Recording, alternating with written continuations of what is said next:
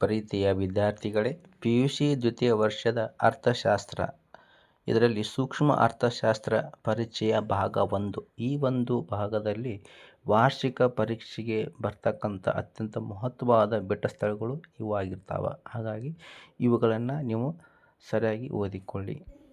ಮೊದಲನೆಯ ಬೆಟ್ಟಸ್ಥಳ, ಸಂಪನ್ಮೂಲ ಕೊರತೆಯು ಡ್ಯಾಶ್ ಸಮಸ್ಯೆಯನ್ನುಂಟು ಮಾಡುತ್ತದೆ.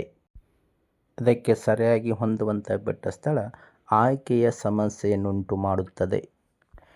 ಇನ್ನು ಎರಡನೇ ಬೆಟ್ಟಸ್ಥಳ, ಕೇಂದ್ರೀಯ ಯೋಜಿತ ಆರ್ಥಿಕತೆಯಲ್ಲಿ ಎಲ್ಲ ಪ್ರಮುಖ ನಿರ್ಧಾರಗಳನ್ನು ಡ್ಯಾಶ್ ತೆಗೆದುಕೊಳ್ಳುತ್ತದೆ. ಇದಕ್ಕೆ ಸರಿಯಾಗಿ ಹೊಂದುವಂಥ ಬೆಟ್ಟಸ್ಥಳ ಸರ್ಕಾರವು ಸರಿಯಾದಂಥ ನಿರ್ಧಾರವನ್ನು ತೆಗೆದುಕೊಳ್ಳುತ್ತದೆ. ಮೂರನೇ ಬೆಟ್ಟಸ್ಥಳ, ಡ್ಯಾಶ್ ಎಂಬುದು ಆರ್ಥಿಕ ಪ್ರತಿನಿಧಿಗಳ ಪರಸ್ಪರ ತಮ್ಮ ನಿಧಿ ಅಥವಾ ಉತ್ಪನ್ನಗಳನ್ನು ಮುಕ್ತವಾಗಿ ವಿನಿಮಯ ಮಾಡಿಕೊಳ್ಳುವ ವ್ಯವಸ್ಥೆಗಳ ಸಮೂಹವಾಗಿದೆ. ಇದಕ್ಕೆ ಸರಿಯಾಗಿ ಹೊಂದುವಂಥ ಬೆಟ್ಟಸ್ಥಳ ಮಾರುಕಟ್ಟೆ ಆರ್ಥಿಕತೆಯು. ನಾಲ್ಕನೇ ಬೆಟ್ಟಸ್ಥಳ, ಸರಕೊಂದರ ಬೆಲೆಯು ಅದರ ಬೇಡಿಕೆಯೊಂದಿಗೆ ಡ್ಯಾಶ್ ದಿಕ್ಕಿನಲ್ಲಿ ಚಲಿಸುತ್ತದೆ. ಇದಕ್ಕೆ ಸರಿಯಾಗಿ ಹೊಂದುವಂಥ ಬೆಟ್ಟಸ್ಥಳ ವಿರುದ್ಧ ದಿಕ್ಕಿನಲ್ಲಿ ಚಲಿಸುತ್ತದೆ. ಇನ್ನು ಐದನೇ ಬೆಟ್ಟಸ್ಥಳ, ಎರಡು ವೈಯಕ್ತಿಕ ಬೇಡಿಕೆಯ ರೇಖೆಗಳನ್ನು ಒಗ್ಗೂಡಿಸುವ ವಿಧಾನವನ್ನು ಡ್ಯಾಶ್ ಎನ್ನುತ್ತೇವೆ. ಇದಕ್ಕೆ ಸರಿಯಾದಂಥ ಬೆಟ್ಟಸ್ಥಳ ಅಡ್ಡ ಸಾಲು ಸಂಕಲನ. ಇನ್ನು ಆರನೇ ಬೆಟ್ಟಸ್ಥಳ, ದೀರ್ಘಾವಧಿಯ ಎಲ್ಲ ಆದಾನುಗಳನ್ನು ಡ್ಯಾಶ್. ಇದಕ್ಕೆ ಸರಿಯಾಗಿ ಹೊಂದುವಂಥ ಬೆಟ್ಟಸ್ಥಳ ಬದಲಾಗುತ್ತದೆ.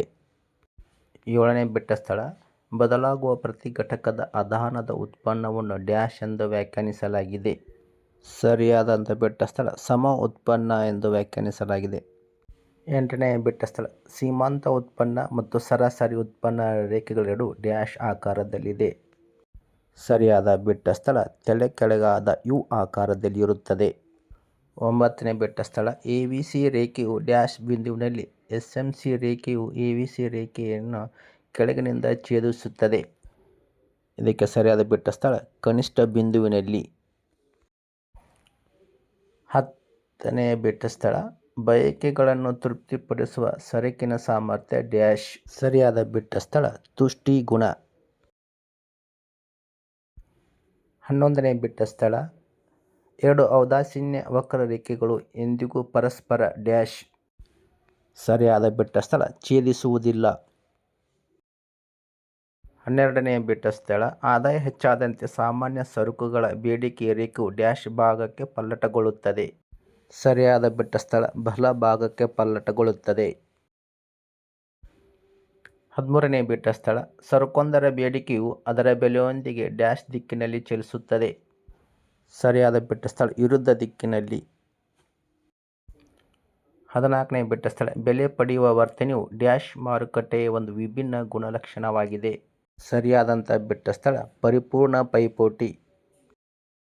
15ನೇ ಬೆಟ್ಟಸ್ಥಳ, ಡ್ಯಾಶ್ ತೆರಿಗೆಯು ಸರ್ಕಾರವು ಉತ್ಪನ್ನದ ಪ್ರತಿ ಘಟಕದ ಮಾರಾಟದ ಮೇಲೆ ವಿಧಿಸುವ ತೆರಿಗೆಯಾಗಿದೆ. ಸರಿಯಾದ ಬೆಟ್ಟಸ್ಥಳ ಘಟಕ ತೆರಿಗೆಯಾಗಿದೆ. 16ನೇ ಬೆಟ್ಟಸ್ಥಳ, ಒಂದು ಬೆಲೆ ಪಡೆಯುವ ಉದ್ಯಮ ಘಟಕಕ್ಕೆ ಸೀಮಾಂತ ಆದಾಯವು ಡ್ಯಾಶ್ಗೆ ಸಮಾನವಾಗಿದೆ. ಸರಿಯಾದ ಬೆಟ್ಟಸ್ಥಳ ಮಾರುಕಟ್ಟೆ ಬೆಲೆ. 17ನೇ ಬೆಟ್ಟಸ್ಥಳ, ಕೆಲವು ಚಟುವಟಿಕೆಗಳು ಡ್ಯಾಶ್ ಹೆಚ್ಚು ಎರಡನೇ ಉತ್ತಮ ಚಟುವಟಿಕೆಯನ್ನು ಬಿಟ್ಟುಕೊಟ್ಟ ಗಳಿಕೆಯಾಗಿರುತ್ತದೆ. ಸರಿಯಾದ ಬೆಟ್ಟಸ್ಥಳ ಸದಾವಕಾಶ ವೆಚ್ಚ. 18ನೇ ಬೆಟ್ಟಸ್ಥಳ, ಪರಿಪೂರ್ಣ ಪೈಪೋಟಿ ಮಾರುಕಟ್ಟೆಯಲ್ಲಿ ಡ್ಯಾಶ್ ಕಾರ್ಯಾಚರಣೆ ಇರುತ್ತದೆ ಎಂದು ಊಹಿಸಲಾಗುತ್ತದೆ. ಸರಿಯಾದಂತಹ ಬೆಟ್ಟಸ್ಥಳ ಕಾಣದ ಕೈ ಕಾರ್ಯಾಚರಣೆ ಆಗಿರುತ್ತೆ ಎಂದು ಊಹಿಸಲಾಗುತ್ತದೆ.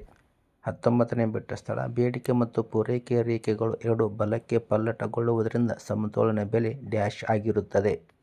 ಸರಿಯಾದ ಬೆಟ್ಟಸ್ಥಳ ಹೆಚ್ಚು ಅಥವಾ ಕಡಿಮೆ ಅಥವಾ ಬದಲಾಗದೆ ಉಳಿಯಬಹುದು.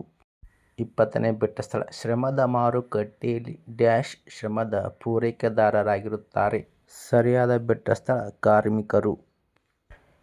21ನೇ ಬೆಟ್ಟಸ್ಥಳ, ಶ್ರಮದ ಬೇಡಿಕೆ ಮತ್ತು ಪೂರೈಕೆಯ ರೇಖೆಗಳು ಪರಸ್ಪರ ಛೇದಿಸುವ ಬಿಂದುವಿನಲ್ಲಿ ಡ್ಯಾಶ್ ನಿರ್ಧಾರವಾಗುತ್ತದೆ. ಸರಿಯಾದ ಬೆಟ್ಟಸ್ಥಳ ಕೂಲಿಯ ದರ.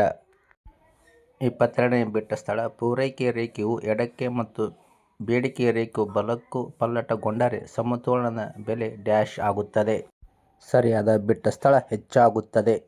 23ನೇ ಬಿಟ್ಟ ಸ್ಥಳ ಪರಿಪೂರ್ಣ ಪೈಪೋಟಿ ಮಾರುಕಟ್ಟೆಯಲ್ಲಿ ಸಮತೋಲನವು ಮಾರುಕಟ್ಟೆ ಬೇಡಿಕೆಗೆ ಮಾರುಕಟ್ಟೆ ಪೂರೈಕೆಯು ಡ್ಯಾಶ್ ಆದಾಗ ಸಂಭವಿಸುತ್ತದೆ. ಸರಿಯಾದ ಬಿಟ್ಟ ಸ್ಥಳ ಸಮತೋಲನ ಸಂಭವಿಸುತ್ತದೆ. ವಂದನೆಗಳು.